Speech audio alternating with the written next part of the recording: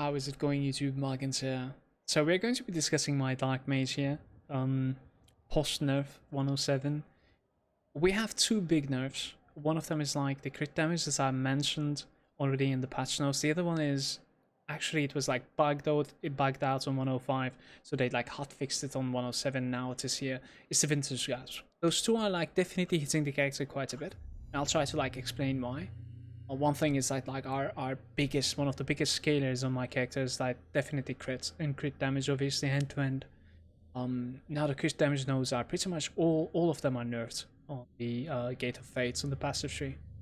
On top of it, I think they're nerfed on the gems and some of the equipment as well. So it's a little bit harder to like stack as high as possible. And on top of everything, I've also decided to like never mind this lethality node because of this. I've also like changed a couple of other stuff as well in my passivity. We're gonna talk about that like later on. But this is probably not worth it for me anymore, from like 100% down to 60%, and the travel is literally not giving me anything. So like the crit chance over here, I definitely don't need. I'm sitting about like 65% crit chance right now actually with my spells. That was one of the big nerfs. Then the second one is the Vintage Grasp. Actually, I've been getting like a lot of comments about like if my build is still working out, because like Vintage Grasp is, you know, coming with cooldown now. The reason that we were using or like implementing the Vintage Grasp onto the Elementalist and making it a Dark Mage was not necessarily because like to spam the Vintage Grasp, but it's not a lie that like spammable Vintage Grasp was giving me quite a lot of things. The main idea was basically to, you know, use my ailments. I wanted to use stasis, and yes, I can pronounce it now. I wanted to use status, and I wanted to use the curse stacks, right? So before this, on the Elementalist guide that I made, which was the lower level than this, basically the same character in fact, we were not necessarily using the ailments on the enemies, we were just like getting buffs from them. Now we are not only getting the buffs from them, but also we are stacking up our curse on them, so they are taking like more damage from me. And on top of this, we also want them to have stasis, which is gonna scale with which time cannot heal, so that like it's kind of multiplying the damage that take sort of. I don't necessarily know exactly how it works, but from reading it, I think what it does is, you know, they take 100% of the same damage 1.5 seconds later, or something like that. It's a little bit confusing for me. And when it comes to like Wolcen, it's almost impossible to test some of these things. So this being said, thanks to the Vintage Grasp nerf, you guys, I have about like 3-second cooldown on it. Perhaps we can go down to like 2 seconds. The biggest part about this is that like the zones, they were stacking on top of each other, and we were getting to 30 curse stacks in a ridiculously fast time. That was more important than the damage that I was dealing, because the damage that I was dealing was only about like 20k with the Vintage Grasp, right? But even then, that's also another nerf, that like I won't have enough zones. That was that used to deal a lot of damage. Now it's going to be less zones. But the main problem right over here is that now it is kind of possible for me to be dropping my stacks. If I'm playing against some sort of like a very beefy and annoying creature, let's say one of the map bosses that's like, you know, pretty mobile, the one that is like disappearing, reappearing, we're actually going to be losing our stacks, because sometimes it's going to be, you know, in cooldown I want to be able to chase and drop down again. So when you're fighting something that's beefy and you drop your curse stacks, you're actually losing a lot of time now. So that's one of the biggest nerfs that we have. I've actually like done quite a lot of changes to optimize my character ever since. So if you're going to be continuing playing the character, what I have done is that like I've decided to take these two little nodes over here, and I'm still playing with the CDSDK. Simply because like, since I've gotten hit by basically, you know, not being able to stack my curse stacks up as fast as possible, now this is kind of making sure that like I'm trying to stack a little bit faster, because that is very, very important. Another thing that I've changed is something that I already said. I decided to drop this. I think it's not worth it for me anymore, those 5 nodes. And I've also dropped the Dire Juncture. How this was working is that like I've mentioned on the video, basically on the build guide, if the hit that you were taking was coming with like on hit effect, like a knockback or stun, you were actually taking 2 of those, which was not really nice at all. But somebody else commented on the video and saying that like it might be very bad, because like you might be losing 2 tenet stacks instead of 1, thanks to taking 2 hits because of dire juncture, and I think they're right. So we definitely dropped the dire juncture. I'm traveling from this little node over here now to the ailment stacks. Other than those, the only difference that I made to my tree is that like I've taken a couple of spell damage nodes, guys. I made it a bit more offensive basically. So that like 2 nodes over there, and I've taken like a couple of nodes over there for the spell damage. One more change that I made to the character is that like this is very interesting, and I would heavily suggest you to do it as well if you're playing any sort of like double ailment application character. You kind of need to like make sure, you know, the highest flat number that you have is the one that you would like to play with. In my case, it is the stasis, and so we kind of need to make sure that like I have a lot of flat aether damage to the spells. And you can check this out right over here. You can come to like Winter's Grasp, for instance. Winter's Grasp with shadow damage, so it's going to be applying curse by 100% chance. 100% simply because it's a zone. So if a monster is standing on top of it, it will always be cursed. Right, the speed is different though. Every single tick, I think it's getting 1 more. But look at the secondary. It is stasis, and this is because like the aether damage is the highest value, followed by shadow, obviously. You know. This is the first one because like this is the main, and the second one is aether. And I want you to look at this as well. This is incredibly big, you guys.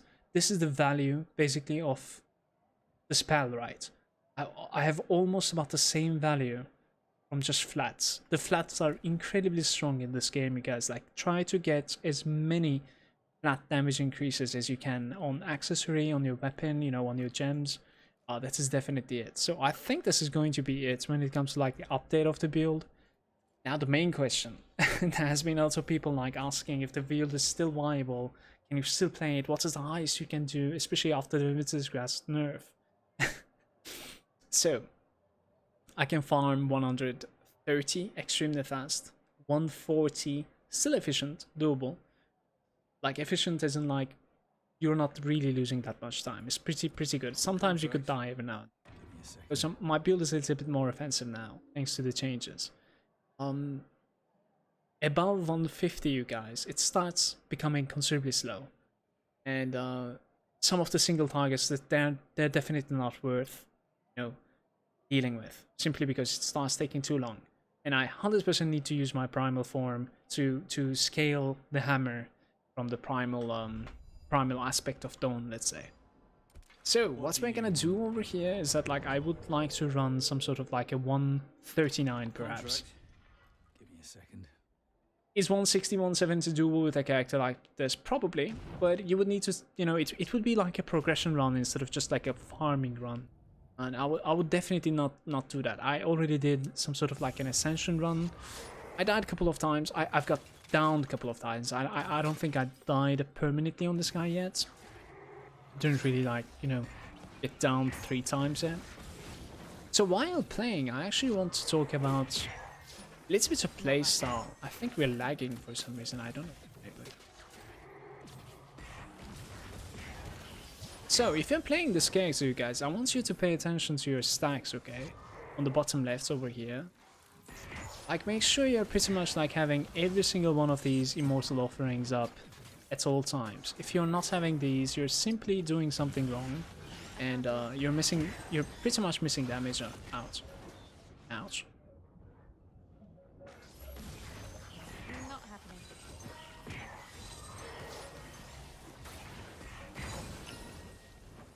Hard hitting guy.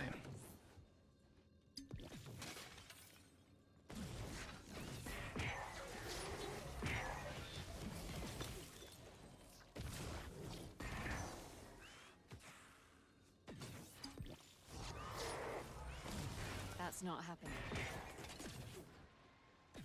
The sound effect of the Winter's Grasp is so bad. Sort of like a punching sound that you're hearing. It's, I don't know why. I decided to put such a sound to Not right now. Ice Noah.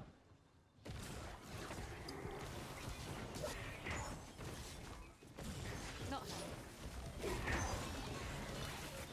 So as I've said before, like I could go down to 2 seconds cooldown on the Winter's Grasp, And that is not only going to be giving me a little bit more damage, but at the same time it's going to ensure that like I don't necessarily drop my stacks as often as I would have otherwise.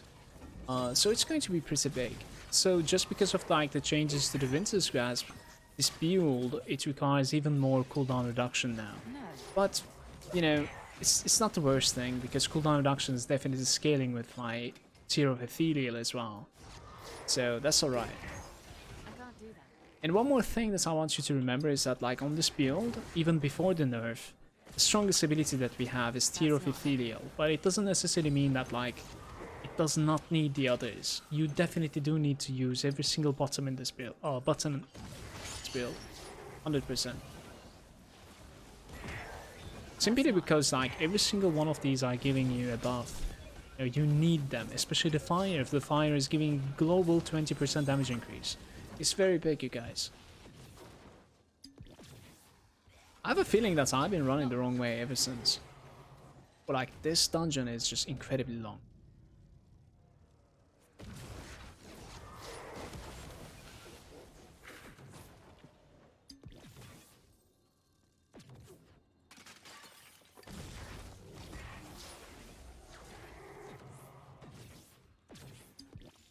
Kind of curious what sort of a creature we're going to be fighting at the end of this. It's not possible. Our full stacks as well, gotta engage really quick. So, you need to make sure that you're using fire, shadow, especially. Every cooldown, guys. That's like the biggest thing. So our shadow is Winter's Grasp, our fire is the rain, ethereal. You can use the lightning as well, but the other two are so much bigger than this. And if you, as I said before, like if you would like to kill it extremely fast, you just drop the hammer from your Aspect of Dawn, you get out of it. For some reason I'm lagging out. You get out of it and he dies. You've been out. So if you use this technique, this strategy, even 170 should be doable, because like the only problem that this character has is perhaps sometimes I'm getting a little bit, you know, too squishy. That's one thing, especially like after I changed the character and made it a little bit more offensive. But the other thing is like single target, beefy single target, and this strategy is definitely fixing it.